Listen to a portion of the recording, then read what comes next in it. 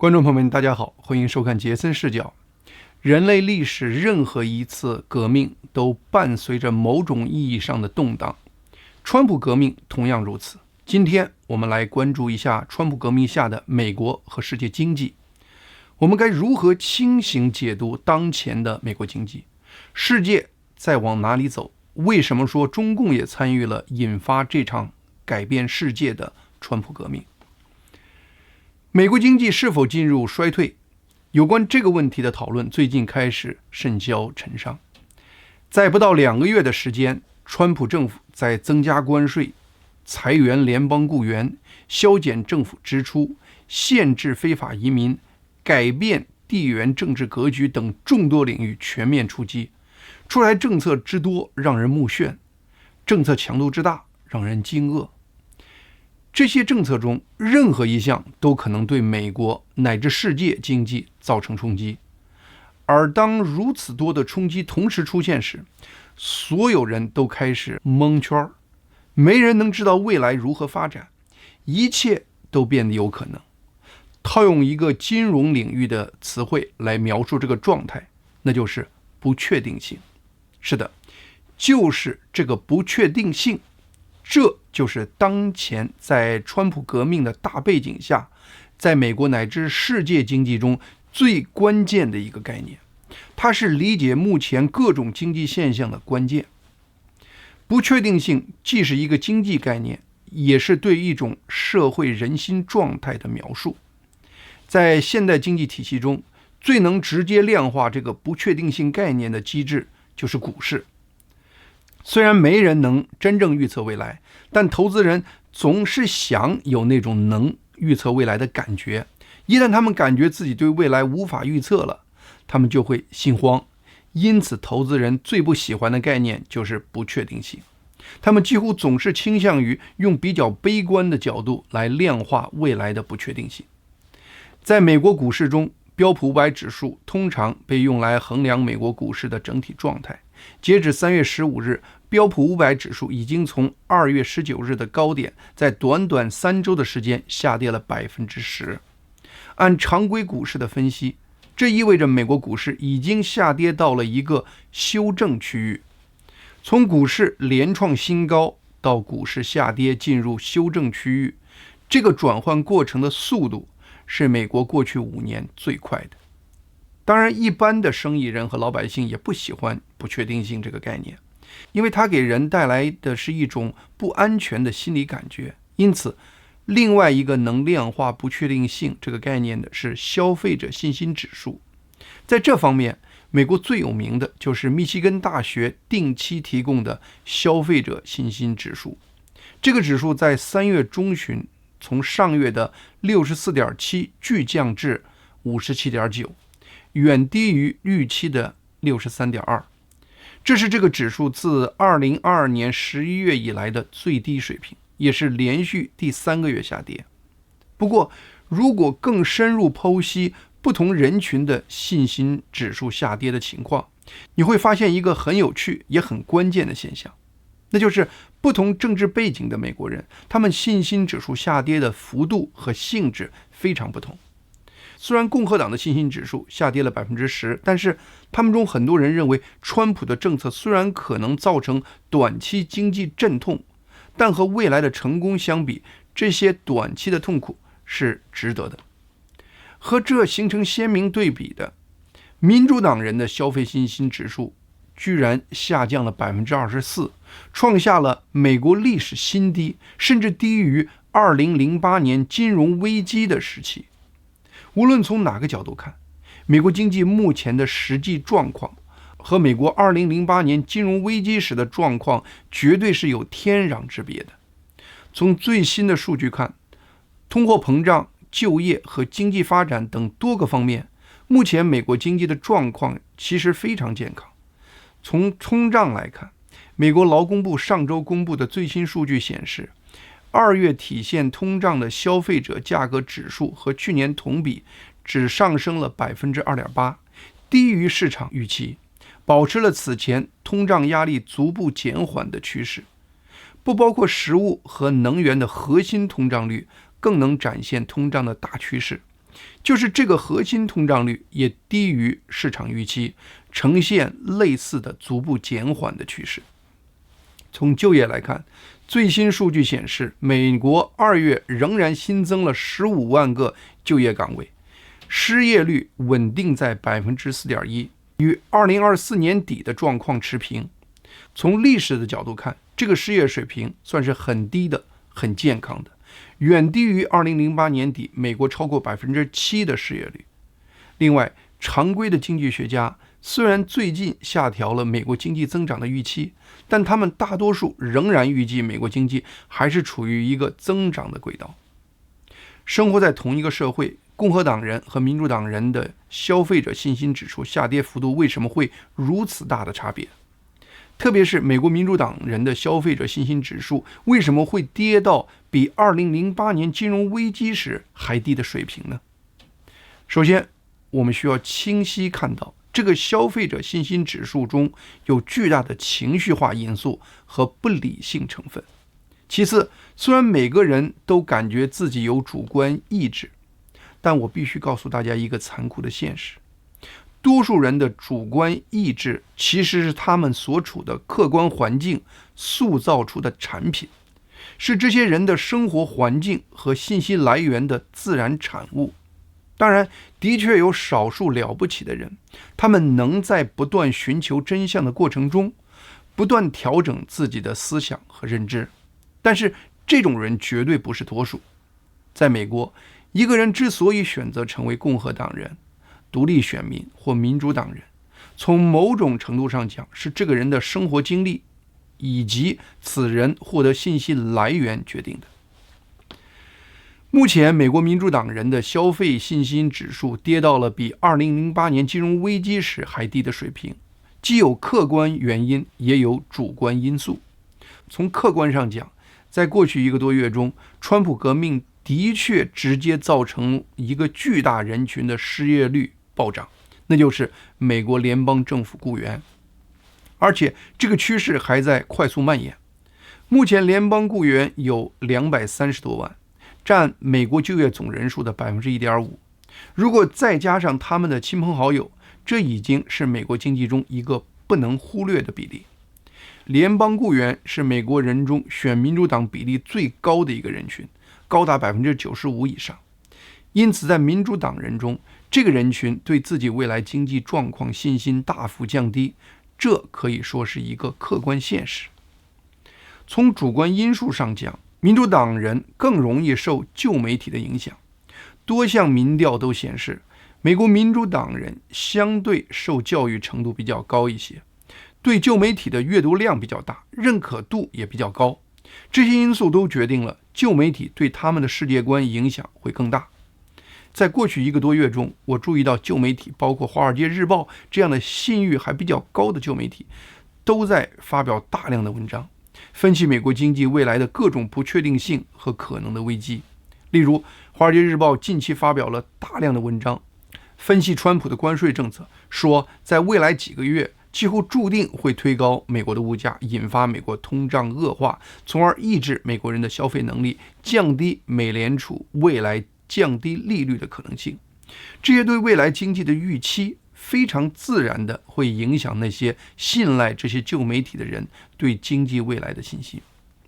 有人可能会问，杰森，你是不是在说，因为很多人对经济的预期和目前美国经济现实很脱节，所以我们可以忽略这些人的想法？我的答案是绝对不是的。在现代社会多数人的认知无论是否符合现实，社会的主体认知都是个不容忽视的作用力。在美国，消费占经济总体量的比例接近 70%， 消费者是美国经济的绝对主导力量，消费的走向决定了经济的走向。因此，对美国经济未来的悲观情绪，如果真的蔓延开来，它就很可能变成自我实现的预言。如果大量美国消费者因为对未来没有信心，感到不安，而减少现在的开支，那就会从实质上影响美国经济的增长。总之，不确定性是目前主导美国乃至世界经济的主旋律，但这个不确定性是否会真的给经济带来实质的灾难后果，这就取决于美国社会的另外一个关键概念，那就是信心。川普政府官员声称，美国经济可能需要一个所谓的排毒期。这种说法非常有意思。一方面，他承认美国经济的不确定性在未来一段时间将会是个常态。川普甚至在面对媒体提问时，没有直接否认美国经济可能会出现衰退的情况。但另一方面，这种说法又是在强调这个期间的痛苦会是短暂的，而且最终的结果会是更美好和更健康。例如，川普在关税问题上，现在好像是和全世界都干上了。无论川普用什么借口，其目的就一个，尽可能逼迫更多的企业到美国制造产品。就是这一点在短期做不到，也能利用关税来给美国增加一些收入。但是全世界各国目前针对川普关税的办法，基本都是用对美国实施报复性的关税来作为回应。如果这些贸易战真的开打了，美国人就可能要面对物价上涨，一些领域的商人就可能会有损失。同样是面对痛苦，如果一个人认为自己是为治病而承受痛苦，那么这个人对痛苦的承受力就会更大，承受痛苦时的内心会更乐观、更积极。我们前面提到，虽然美国共和党人的消费信心指数也下降了10%，但是他们认为这都是短痛，而且是值得付出的短痛。在这样的情绪下，目前他们因为经济不确定性而做出的消费调整，不会损害他们对经济的长期信心。与此同时，反对川普的民主党人普遍认为，目前这种不确定性和混乱状态都是川普一个人的愚蠢决定造成的，都是他不必要瞎折腾出来的幺蛾子，而且这才是刚刚开始，未来这样的日子还要有4年，4年后很多损失将无法挽回。这样的情绪会放大他们现在的痛苦，更会损害他们对未来经济的长期信心。目前这两种状态在美国社会正在以各种形式不断发生撞击，未来哪种态度会占主导地位，这将成为决定经济未来走向的一个关键因素。那么这两种态度在美国社会将如何此消彼长呢？美国社会未来一段时间会出现什么样的经济信号，将会非常关键，它们将会起到一个分水岭的作用。有人问我一些具体的经济问题，例如目前美国股市是否合适入场，现在是否应该考虑美国股市以外的投资方向等等。总体来说，我对美国经济的长期面非常看好。从长期来说，目前全世界没有一个国家或地区能够和美国的未来相比。但是就美国经济中短期的状态来说，如我们前面分析的，未来几个月的各种经济信号会非常关键。说到这里，我想和观众朋友再分享一个我做杰森视角这个频道的一个主要动力。有一些观众朋友在我近期节目的下面留言，说我是川普的粉丝，在给川普政策洗地。用现代社会的标准来看，我的个人价值观是有些中间偏右，但是我本人绝对不是川粉。我的一个核心世界观是，我相信冥冥之中有主宰，纷繁世事藏天意，世间要变，我个人好恶什么也不是。同时，如果上天需要人世间出现变局，一定会安排人具体去做一些事情。渺小的我分析时事，只是用我卑微的人的智力去斗胆想揣摩一下那个天意。毋庸置疑，目前我们人类正处于一个大变革的时代。二战后的几十年，世界创立了一个数千年人类历史上少有的有序的国际秩序。这个国际秩序不但维系了持久的世界和平，还创建了各种国际运行机制和运作方式，让很多国际事务变得清晰可预测。但是这个国际秩序在过去20年开始崩溃。有人说，这个失序开始于中共进入世界贸易组织。并用他的方式开始主导世界经济格局。也有人说，失序开始于俄罗斯的一系列军事行动，包括2008年入侵格鲁吉亚、2014年和2022年对乌克兰的2次入侵等。但无论如何，旧秩序已经终结，而川普革命只是这个旧国际秩序终结过程中出现的重大事件，而不是造成旧国际秩序终结的原因。川普第2次入主白宫后的一系列行动，标志着他选择让美国与过去的世界秩序彻底决裂，与人们习惯了的那个稳定的国际秩序决裂。有人问我，你不怀念那个以规则为基础的国际秩序吗？我当然怀念，但是我个人的意志又算什么呢？很多中国人都有大汉大唐的情节，但是历史绝对不会因为中国人有这样的情节而停止改变。当今世界你我都知道，某种新的东西已经开始酝酿，目前还没人给这次大决裂命名，但我们已经能感觉到人类正在进入一个不同的时代，一个更加部落化的时代。在这个时代，枭雄和强人会出现，自然人对强者的崇拜也会出现。依据我们过去80年形成的观念，我们会对此感觉不耻，但你我的想法和观念不会阻止这个新时代的到来。有人可能会问，为什么说川普革命只是旧国际秩序终结的结果，而不是原因？为了避免陷入太理论化的讨论，我们下面就用一个具体的例子来剖析这个话题。美国贸易办公室在2月21日公布了一个不同寻常的提案，提出未来对停靠美国港口的所有中国制造和中国注册的船只收取高额的港口停靠费，征收费用可以高达150万美元。同时，这个提案还建议对使用美国制造的船只运输货物的企业提供最高100万美元的费用减免。美国这个提案的主要目的是希望以此来削弱中国在全球造船行业和全球航运市场的绝对领先地位，同时想鼓励世界航运业使用美国制造的船只，以此试图振兴美国国内的造船业。目前这个提案还处于征求公众意见阶段，计划在3月24日举行公开听证，最终还需要川普拍板。虽然这个提案还存在很多不确定因素，但是有消息说，川普政府正准备迅速实施这个举措。川普在他对国会的讲话中就表示，他将利用税收优惠振兴美国的造船业。这个提案在第一时间又引起中共的注意，中共外交部对此表示强烈反对，称此举违反世界贸易组织规则，并强调如果美国真的要这么干，中共会采取报复性的反制措施。表面看，这个提案充满了川普色彩，但是这个提案却不来源于川普政府，它其实是基于拜登政府的美国贸易代表办公室在2024年发起的一个针对中共海事、物流和造船业的301调查。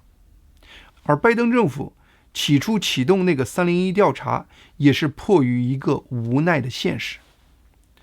2002年，中共加入世贸，当时中国造船业在全球市场只占了8%的份额，而且在高端造船业的能力几乎是零。当时中共总理朱镕基就立下豪言壮语，说一定要把中国打造成世界第一造船强国。于是在随后的10几年中，中共再次运用民主国家不具备的举国体制，套用中共自己的话语体系的说法，就是集中力量办大事。中共利用它对中国资源全面调配的绝对权力优势，全方位扶植中共造船业。中共各级政府给造船厂提供低于市场价格的沿海土地，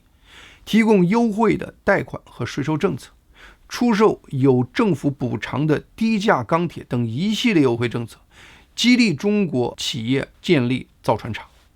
仅仅从2006年到2013年这7年间，中共就对中国造船业补贴了约910亿美元。结果是从2006年到2008年，中国每年新增30多家造船厂，而同期当时世界领先的造船国家日本和韩国平均每年只新增1家造船厂。随后中共政府发布了一份享受优惠待遇的造船企业白名单，通过这种方式来鼓励中国造船业通过兼并重组来提高整个行业的效率。在这一系列的政府扶植和政策优惠下，中国造船厂不但在质量上具备了全球竞争力，而且在价格上也拥有了压倒性的优势。例如，在美国费城建造一艘可容纳3600个20英尺集装箱的船，造价是3.33亿美元，而同样的一艘船在中国建造只需要5500万美元，是美国成本的1/60。到2024年，全球超过53%的商用船舶都出自中国造船厂。和中国造船业兴盛伴随的就是美国造船业的显著衰落。自2017年以来，美国没有建造过一艘新油轮。自1980年以后，美国都没有建造过任何一艘液化天然气运输船。2024年，中国造船企业的完工量占全球的56%，而美国全年只造了不到5艘船。目前，美国一年制造船舶的总吨位只占全球商用吨位的0.1%。据美国海军提供的数据，中国目前的造船能力是美国的232倍。一个国家的国力，包括军事实力，从根本上讲，是由这个国家的商业和制造业综合国力决定的。中共在过去几十年一直在强调军民两用这个概念。一个国家的军事舰艇的制造能力和这个国家的商业船只的制造能力紧密相关。一个国家的商业运输能力在战时直接就能转化为军事运输能力。二战期间，美国商船队曾为欧洲和亚洲2大战场运送了数目惊人的巨量物资，给世界反法西斯双线战场提供了强大的后勤保障。但如今，美国当年那份辉煌已经成为历史。在世界各国的军事专家中都流传着这样一个老话：业余人士谈战略，专业人士谈后勤。现在很多关心台湾命运的人都在讨论，如果中共未来在台湾挑起战事，美国会不会愿意全力出手救助台湾？在我看来，这个问题根本就不必要问。如果美国的制造业还按照目前这样的方式发展下去，如果美国的国债再按照前几年那样发展下去，未来就是真的台海出事了。其实根本就不是美国愿不愿意救台湾的问题，根本上是美国有没有那个军事和经济实力来救的问题。这不是我个人的观点，在过去这些年，各种信息渠道显示，美国国防部，特别是美国海军中很多人都有这个观点。二战后能够出现那个旧的基于规则的国际秩序，归根到底是因为世界拥有一个强大的美国，是因为美国在众多关键领域都拥有绝对的优势。二战后，美国就是那个维护旧国际秩序的世界警察。但现在，在造船能力、海运能力等这些决定国力的关键领域，美国居然如此明显的落后于中共。这个现实本身就在冲击着旧的国际秩序的基础。中共在台海等地不断展现的军事行动，就是在冲击旧的国际秩序。在这样的情况下，拜登政府启动对中共的301调查，并最后提出针对中共制造的船只提高港口费这样的提案。中共的行动冲击了旧的国际秩序，而拜登政府的应对提案从某种意义上讲，也违背了旧世界秩序下的世贸组织的原则。因此，显然在川普2次入主白宫前，旧的世界秩序已经在瓦解中了。当然，川普革命的出现还是有它的独特性的，它是给旧的世界秩序彻底画上了一个句号。有人分析了，发现那个源于拜登政府的提案，最终受益者很可能是韩国和日本，而不是美国的造船业。因为目前美国的造船业几乎已经消失殆尽了。在这样的情况下，抑制中共造船业的结果，只是会把订单逼到其他世界造船大国，也就是韩国和日本。这个结果对拜登政府应该是可以接受的，把美国依赖的关键的产业链从中共国逼出来，逼到如日本或欧洲这样的友邦，对拜登政府来说是可以接受的。在拜登政府的眼中，虽然旧的彻底的全球化的这个世界已经不复存在，但是在世界新的地缘政治中，还是有一个敌对国和友好国的划分的。这就是川普和拜登的一个关键不同点。对川普来说，就一个概念，那就是美国优先。不管你是美国的老朋友还是近邻，都别想占美国的便宜。把制造业从中共国逼出来还不够，最终还是要想办法把他们逼回美国本土。